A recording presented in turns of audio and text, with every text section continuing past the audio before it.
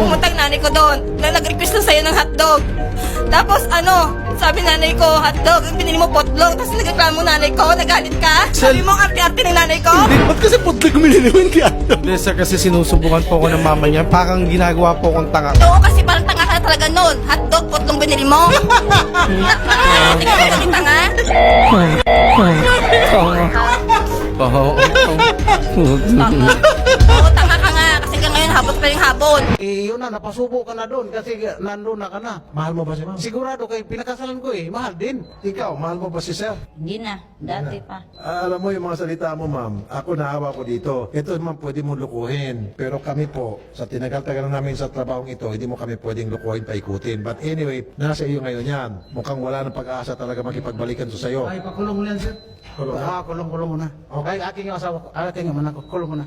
Kulong mo, tapos na, sir, tapos na. Kulong Tapos na? Oo, tapos. Okay. Kaya po, dinala ko po. Huwag ka na magpaliwanag! Ikaw ang mabuti! Ako ang masama! Oh, yung panty pala, ibalik mo. Paano ka pati magpapanty? damit. Akala ko ba lalaki ka? Dapat brief.